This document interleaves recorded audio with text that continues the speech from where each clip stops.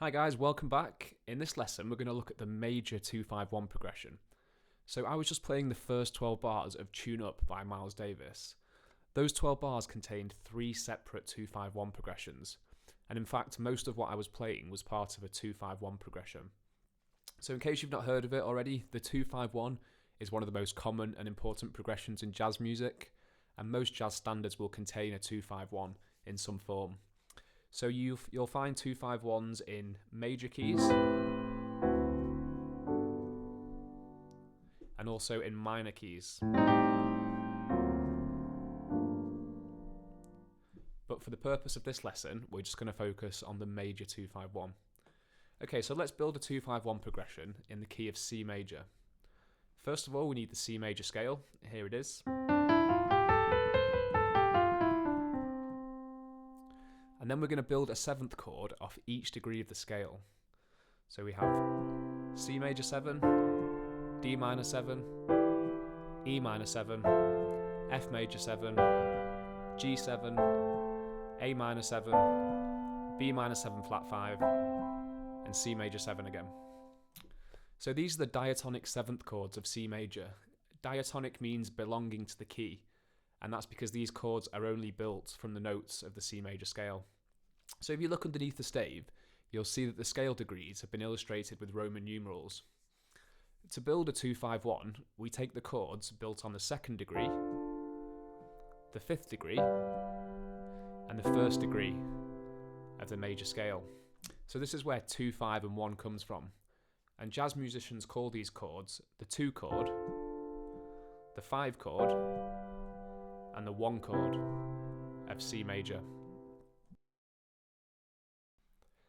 So if you came across a major 2-5-1 in C on a lead sheet, it would look something like this.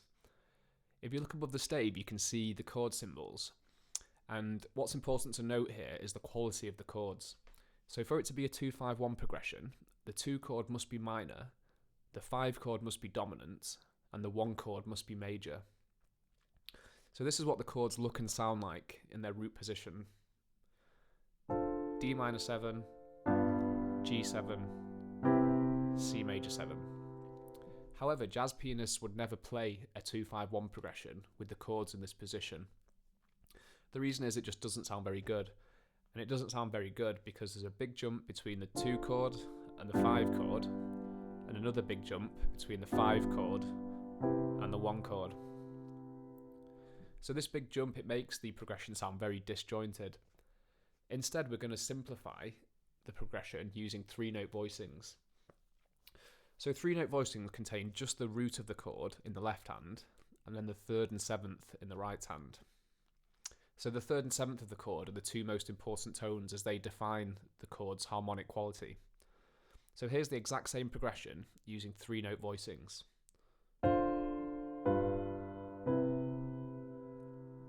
So immediately, you should be able to hear that the chords lead from one to the next, much smoother than in the previous example. Also, if you look at my right hand, there's very little movement between the chords. So this is a concept called voice leading. And voice leading is where you reduce hand movement between chords and always move to the closest possible available note for the next chord.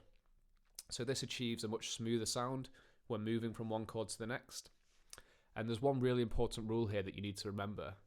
And the rule is that in a 2-5-1 progression, the 7th of the chord always falls by half a step to become the 3rd of the next chord. So looking at the 2 chord, D minor 7, we drop the 7 down half a step, so the 7 is C. The 7 drops half a step to become the 3rd of G7, and then the 7th of G7, which is F, falls half a step to become the 3rd of C major 7. We can also look at this the other way around, so that time we started with the 7th on top. This time we can start on the 2 chord with the 7th on the bottom. So instead of starting here, we're starting here. And the exact same rules apply. The 7th of the chord, which is C, drops by half a step to become the 3rd of the next chord. And then the 7th of G7, which is F, drops by half a step to become the 3rd of C major 7.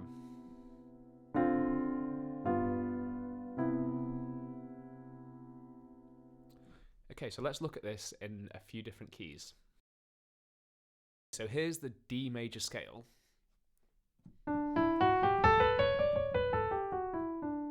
And here are the diatonic 7th chords of D major. Now remember, to build a 2-5-1 progression, we take the chords that are built on the 2nd degree, the 5th degree, and the 1st degree of the scale. So in D major, that gives us E minor 7, A7, and D major 7. So now let's turn these chords into 3-note voicings. So we start off with E minor 7. To get from the 2, which is E minor 7, to the 5 chord, the 7th drops by half a step. So D drops by half a step to become C sharp, which is the 3rd of A7. And then the 7th of A7, which is G, drops by half a step to become F sharp, which is the 3rd of D major 7.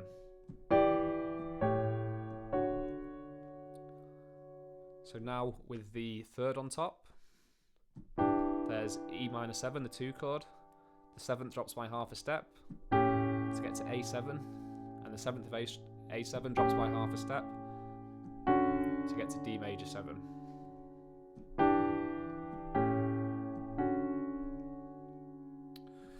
Let's look in the key of B flat. Here's the B flat major scale. And here's the diatonic 7th chords of B flat major. So we need the 2, 5, and 1 chords. That gives us C minor 7, F7, and B flat major 7. So let's turn these into 3-note voicings. Start with the 7th on top, C minor 7, 7th drops by half a step, F7, 7th of F7 drops by half a step, B flat major 7. Let's do this with the 3rd on top. C minor 7, F7, B flat major 7.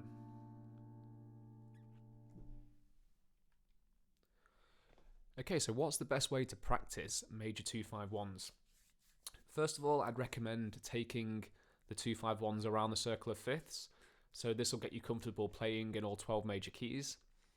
So first of all, start at the top of the circle in C major. We've already done a 2-5-1 in C major, so this should be easy for you. D minor 7, G7, C major 7. Going clockwise around the circle, next we have G major. So a 2-5-1 in G major would be A minor 7, D7,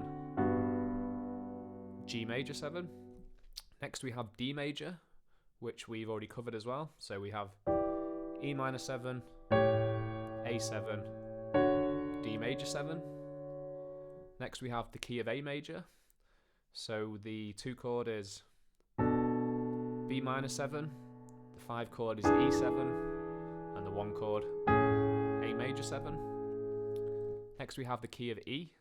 So the 2 chord is F sharp minor, the 5 chord is B7, and the 1 chord is E major 7.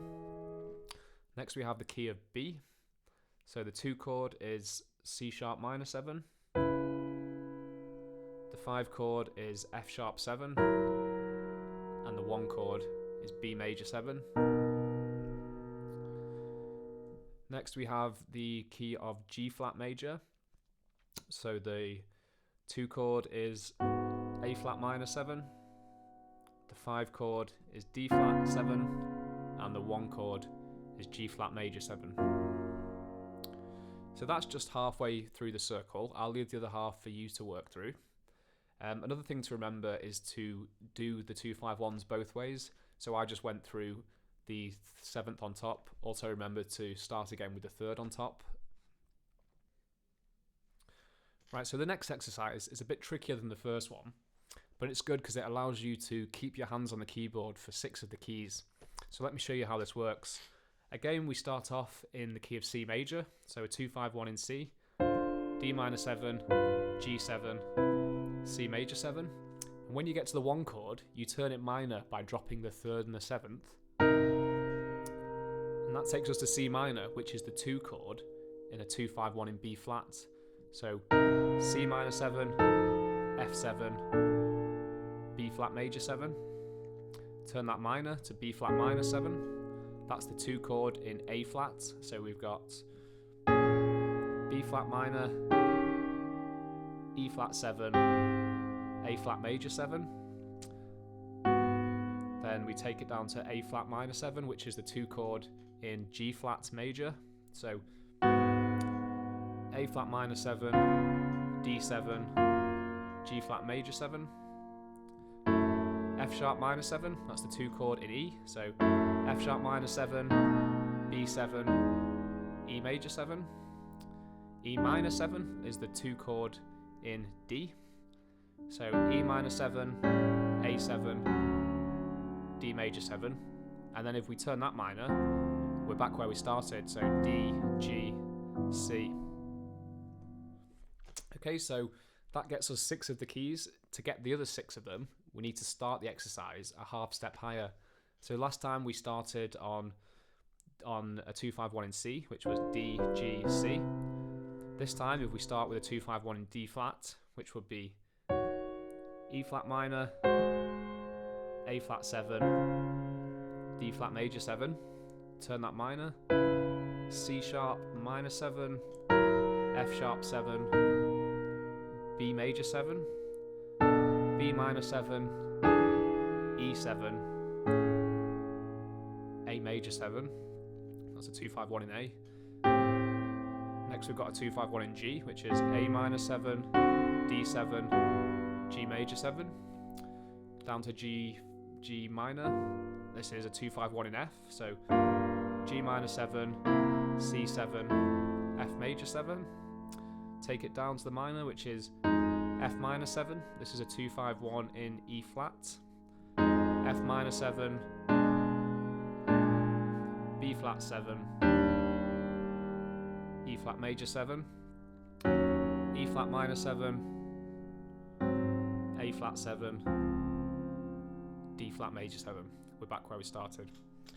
Okay, so if you do get stuck with any of that stuff, if you head over to the resources section of pianogroove.com, there's a document you can download which notates all 12 of the 3-note 2-5-1 progressions, so you can use that as a point of reference.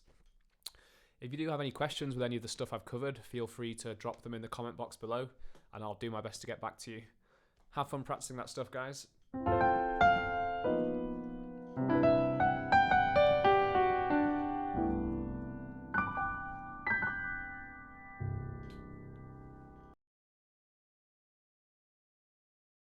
Hit the red subscribe button and get notified on the latest jazz piano lessons. And if you're not sure what to practice next, then here's 2 lesson suggestions for you. Click inside the video to go straight to the lessons.